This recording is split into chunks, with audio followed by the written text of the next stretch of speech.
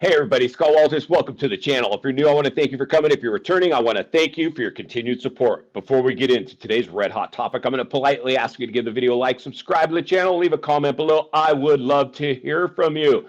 Please watch to the end for my final thought and hit the bell icon so you're notified when new videos are released. It's very important to stay close to the channel in these very tricky times. All right, friends, welcome to the channel. Always an honor and a privilege to be with you. I hope you're all doing great. Buckle up and strap in. I got a hard-hitting pull, no punches, no sugarcoating it, no rainbows and sunshine. I'm just going to give it to you and give it to you straight. Friends, I've got a good one for you today. We're going to tackle a huge topic today, but we're going to bring in Iron Sharpens Iron, one of my best friends here on YouTube, Travis from the Real Estate Mindset. Travis, welcome to the show, my friend.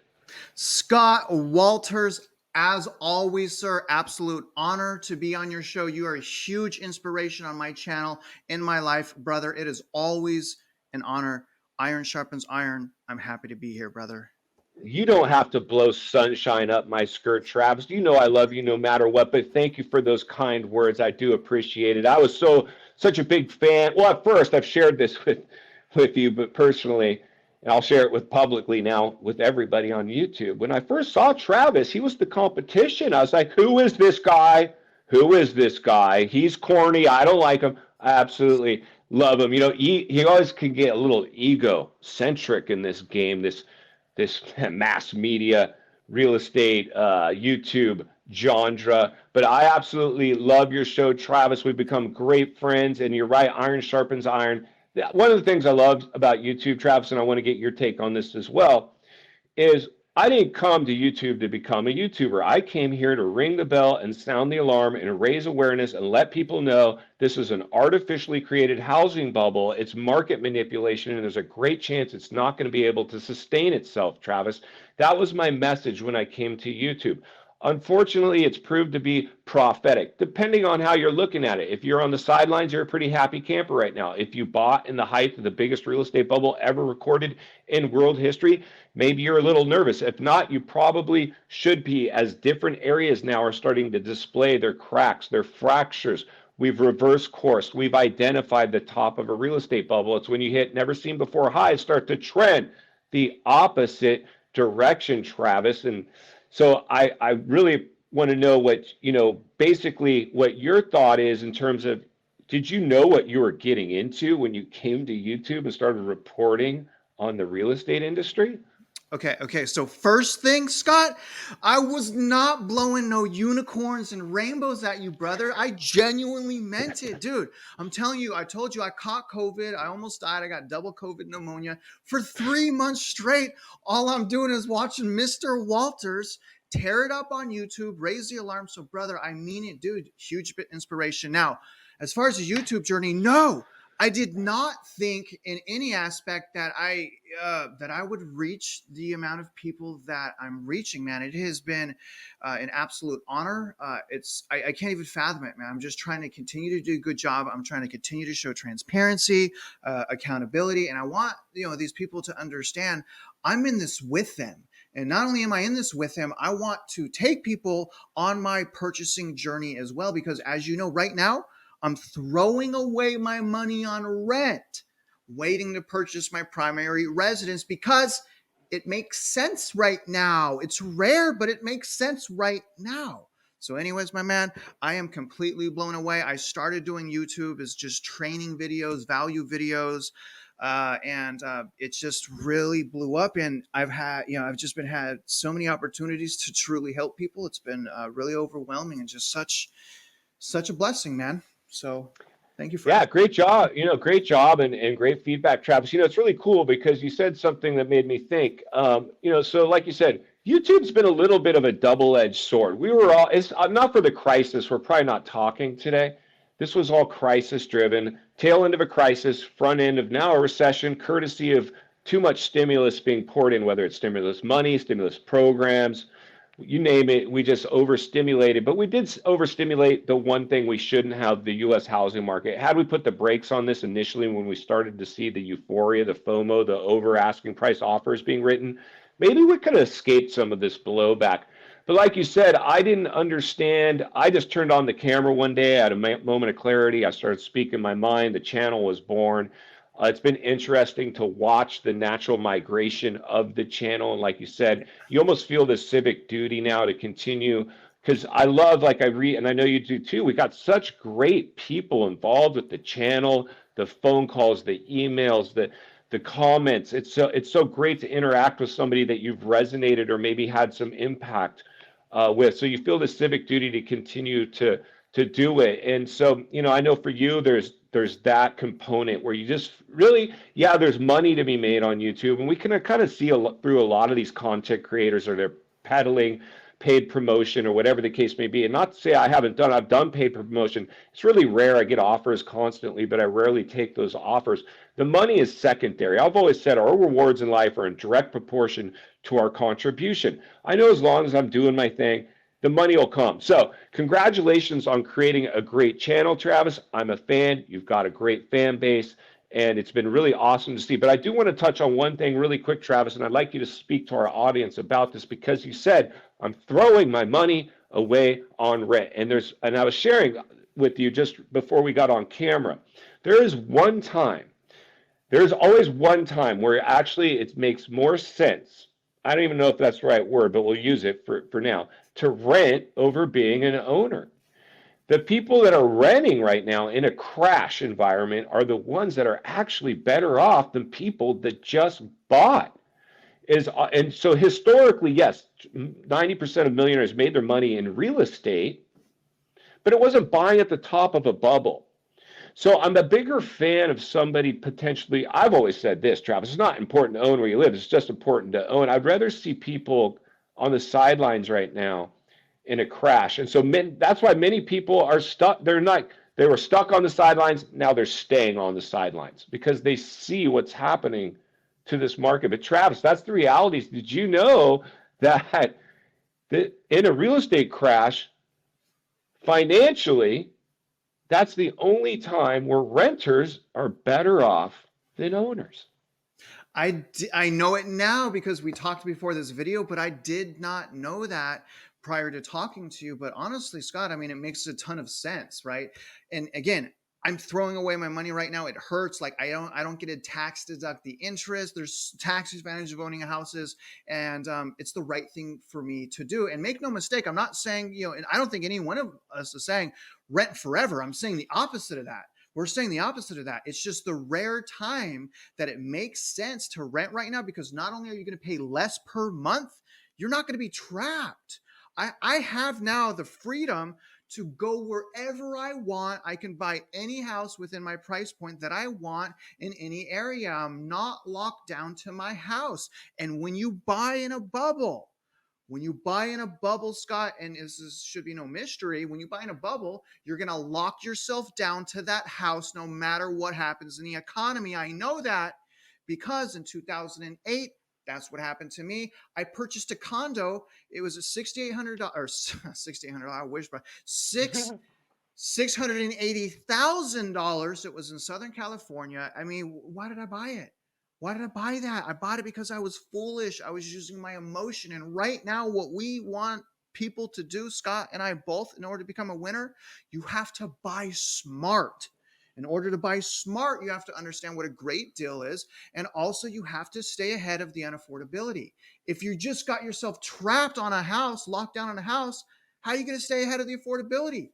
You're locked down. You have to stay ahead of the affordability, and you have to stay ahead of the investor. So if you're on the sidelines like me, pat yourself on the back, because all of the data, all of the trends, not that we needed it because we have logic and common sense, but regardless, all of the data is now showing price crashes right around the corner. Probably at the starting, it's already started. Like you said, it's already started. But brother, again, it's just, renting is traditionally horrible, complete waste of money. But right now it makes sense. Right now it makes sense. Well, I want you to, yeah, you're right. I mean, here's the thing. For me personally, I was talking to a very successful real estate professional. They own a lot of property. and then they were renting where they lived. And I was like, why are you guys renting? Like, you own all these other properties. And they're like, it's not important to, or they just, let me rephrase. They said, it's not as important to own where you live, Scott. It's just important to own. We love renting because first of all, we can move anytime we want. Yeah. Plus, guess what happens if I sell someone a house, Travis? It becomes all about the house. They're tied to that thing forever. They don't even, it's hard for them to get out of their own way and maybe go look at investing in real estate because every weekend they're out doing something to this house. They no longer own the house. The house owns them. And then when you buy in a real estate bubble, not only does that house own you, it starts to go upside down. It's no longer worth what you paid. Now you're handcuffed by that house. It not only owns you, you're actually handcuffed by it. And that's my fear of and that's what you experienced in 2008 with your $680,000 California condo. Eventually, it was no longer worth what you paid. You were handcuffed by it. You put all this pressure to buy the thing. It was a horrible feeling. That's why you're on YouTube now, ringing the bell and sounding the alarm, letting people know, hey, you might want to be careful right now. This is a real estate bubble. It might have some blowback. And now, in fact, we're experiencing that blowback. So, while I appreciate people like really motivated to go buy, I've always said I'd rather see somebody be willing to live in a shoebox temporarily, a rental, to ride off into the sunset later. That's what you're doing, my friend. You're sacrificing now to benefit later. You're not going to do the same thing over expecting a different result. Why? Because that's the definition of insanity. Doing the same thing over and over, expecting a different result. So congratulations. I'm really happy for you. I'm excited. I love when you do your Thursday or Friday market updates where you monitor your local MLS where you're currently shopping, and you've done a really good job. Your viewers should be very should be benefiting a lot by watching you, what you're looking for. I would like to chime in on this real quick and then turn it back over to you, Travis. There's one thing I do on my channel. A lot of time we examine properties, where they're priced at, and what their mortgage payment would be currently at their current listed price. Then we go look at the property's rent range to see where that area, that house, its rent range is. If their mortgage payment is super far away from where the rent range is, meaning they are paying more for their mortgage than they would have to rent the property, I don't like that. So for me personally, I should have used this in the last bubble. I made this mistake. I found out what I qualified for. I went and bought a house. I got a monthly payment, but I didn't check the property's rent range. I didn't think I needed to. I had no intention of it being a rental. But then all of a sudden, when the economy shifted, I had no choice. I couldn't put a renter in it because the rents wouldn't cover my payment. So I like to just so you sleep better at night, Travis. When you go out there and you buy that new house of yours, I want you to check its rent range and make sure your payment is within its rent range. Hopefully, you'll never need it to be, but knowing it is, because you might at someday, Travis, say, you know what? I think I'm going to put a renter in this thing, keep the asset, and I'm going to go buy another house. And I'm going to do this a couple times. What do you think about that, Travis? I think that I did that, man. I have a house right now and I converted it to a rental, and my cap rate is ridiculous. My cap rate is super good. So, I love real estate. I'm not trying to take over neighborhoods and be an institutional investor, but I own one house and I have owner financing on another. That's it. So I'm not trying to Nice. be greedy, man. I'm not trying to be greedy, but the rent range is, I see how important that is now. That's so important because if you do run into a situation to where you have to move for a reason that you didn't see coming, but you can't move because you're caught upside down, as long as you can afford to rent, it's an option to avoid foreclosure or short sale, right? Or having to close and come to the table with tens of thousands of dollars because you're upside down or whatever it may be. The fact that not everyone understands that price is generally, like 99.9% of the time, more important than rate is astonishing to me. Now, I'm not saying that rate's not important. Look at what the rates did and are doing, right? So the rates are Yeah, it's super crazy. duper. They're important, but a lot of times people are so hyper focused on rate that they forget about price. And price, my friend, it's an important thing. So when I'm going out to purchase real estate, I want to see 20% decline from peak. I want to see a mortgage payment with a minimal down payment that still hits that rent range that you're talking about. When I start You're seeing gonna that, nail it. Yeah. I'm Good a happy job, dude. person. That you But just absolutely nailed it. Go ahead. I was going to say one thing I'm not going to do, because I've already learned my lesson, brother. I'm not going to buy real estate based entirely on pride of ownership, right? Or emotion. I'm going to buy real estate more so based on fundamentals and kind of being smart about it. I'm not one of these guys, and no one should be. And that's what we're saying. Don't be one of these people waiving contingencies, appraisal gap. Appraisal gap. That was a Right? household name. That didn't exist. I've been doing this for 21 years. We didn't use appraisal. This is crazy, man. What happened was crazy. It was fake. It was artificially created, and there's going to be a lot of pushback. There's going to be a lot of blowback, and there's going to be a lot of pain. And I'm really hoping that we talk to enough people to where we're really going to help some people out. And I've already got comments where people are like, Travis, thank God I found your channel.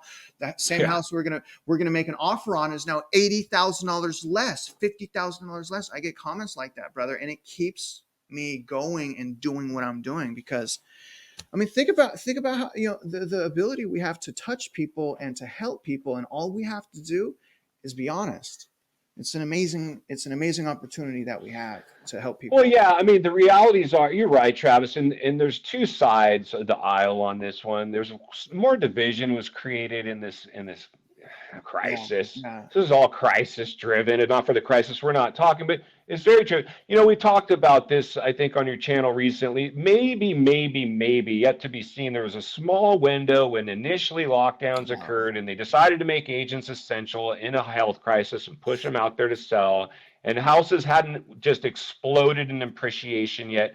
Maybe there was a small window for a lot of people that capitalized on that low interest rate, bought before the housing explosion. But that was only about a month or two window before it just got ridiculous, and people were like, So the reality is, like you said, I mean, I think the thing to remember now is, even if you had, for the people that maybe had capitalized on that low interest rate, but their house is no longer worth what they paid for it because they had to overpay to obtain the property to get that low interest rate they were so focused on getting.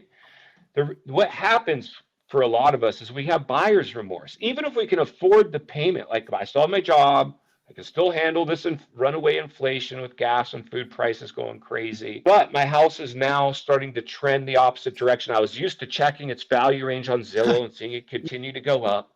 And now it's coming down. That's what happened to me in the last crash. I bought when the market softened. It was trending the opposite direction. I bought it when it came down about 25% from its original list price at the height of the 2008 bubble. I think it was in the 07 area. 06 is at the top of the bubble. In 07 I bought. It had another 25% coming. Travis, my house that I bought in the last bubble, one house, my primary home. I had other, like you have a rental property. I had other rental properties, but I drank the Kool-Aid and I went and bought this house. Didn't check its rent range. It was almost 50% from its original price to where it ended up selling for when I short sold that thing. So most people now are concerned about catching a falling knife. Now, if you're concerned about catching a falling knife, hey, Scott or Travis, when should I buy? If I can clearly see, you're right, this was a real estate bubble. It couldn't sustain itself. It's trending the opposite direction, fine. You're right. But then now it becomes, where's the bottom? Scott and Travis, where's the bottom of this thing? Am I catching a falling knife? Well, it's going to be a lot harder to time the bottom, Travis, I believe, than the top. We hit the top. We identified it. Thus, we can move on. So now different areas are going to display bigger price declines. The ones that got too hot, they're going to be hit first. Probably everybody gets touched in this one because it could be depressionary level of a downturn. Contagion might be a bigger component because of our digital diet in this one, Travis. But the realities are, if you do what you just said, when I go buy, I'm not going to get hung up on timing the bottom.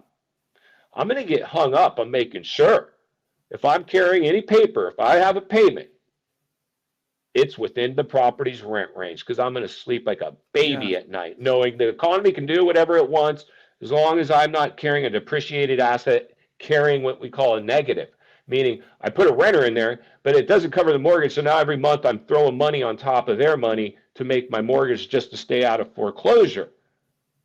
that's our goal, I believe, Travis, is doing that. So I think that's a beautiful thing that you're doing in terms of watching the market, checking it when it gets within your budget, and I check its rent range just for kicks and giggles. Make sure my payment's within it. Most people don't do that, Travis. I sell houses all the time. They don't ever ask me, Scott, what's the property's rent range? Unless they're an investor, of course. Right. First time home buyers, they never come out of this mouth. Scott, I'll hear, Scott, is there going to be a crash? What do you think of this market? I've watched your YouTube, Scott. I've watched your YouTube. Now you're showing me houses. And I say, the realities are, friends, if you're worried about, we've always had booms and busts. But if you want to protect yourself, just make sure your payment's under the property's rent range. That's how you safeguard yourself right now. So that's where I'm at with that one, Travis. What do you think about that whole rant? I mean, man, you got to, dude. I mean, and that's the difference between the investor and the first-time home buyer. It's the emotion, it's the lack of preparation, it's a lot of the, people are sticking with the emotions versus the fundamentals. I mean, the thing is first-time home buyers can win. There's nothing that says that your first house you have to suffer through, or you can only buy one house. The reality is your first house should be a level up house, or a house hacking, or something of those lines. But I'm thinking the problem that's going on right now is a lot of the recent flippers, if you purchase property in the last 4 months to flip, it's over for you. It's game over. And, that's bad investing. So I think that not only with first-time home buyers, they need to do that. I think that a lot of, beginner investors, I think they're going to get burned as well, because the reality is a lot of people didn't see this one coming because it did happen a little bit overnight. We saw the warning signs. So, for us, it was easy because we already went through it to see the warning signs everywhere. But, a lot of these first-time rookie investors didn't expect this to happen. They didn't expect, super high interest rates, super high, it's just a bad situation for everyone, man. I think it's going to get real bad. And I think we're going to get some inventory from a lot of those investors that are having to liquidate some of those houses in order to avoid bankruptcy. It's absolutely coming, Travis. It's absolutely coming. I mean, the investors drank the Kool-Aid probably more than anybody. And that was kind of the ones, didn't you see that on your channel? A lot of people like, Travis, all these investors, though, all these BlackRocks and Vanguards, they're going to buy all this stuff. They can't. And they drink the Kool-Aid too. And so we're seeing a lot of these big home builders in big trouble. Bigger trouble. That's the thing, man. That's why, and a lot of people hate on any level of investor. First of all, I think predatory purchasing exists. I think institutional investing is bad. I think something should be done. But the thing is, there's a lot of other people that are just doing a little bit of investing. And, with that, Scott, comes great risk. So just, a year ago, the investor's horrible. They took all the inventory. Those people that took that inventory are about to be doomed. They're about to be wrecked. So on one hand, yes, something needs to be done. And I will always say the first-time homeowner comes first. So by all means, first-time homebuyer program, down payment assistance programs, self-empowering programs, help the first-time homebuyer, right? But I think we should be able and be, really push the fact that people should own maybe one or two houses because we earn it. We earn it. Usually, in order to get to that point, you have to buy smart. You have to have discipline and self-control. So that's why I'm not knocking all the investors. I just think that a lot of it is crossing the line, though. A lot of the investors. I'm not knocking the investors at all. I mean, I am one, right? And so I think what I'm knocking is I'm knocking pretty much people putting a lot of pressure to, historically, emotion, I think what happened to me in the last bubble, and now I could care less, is, I felt less than because I rented and other people owned. And I measured my insides by other people's outsides. See, it comes down to really our quality of life.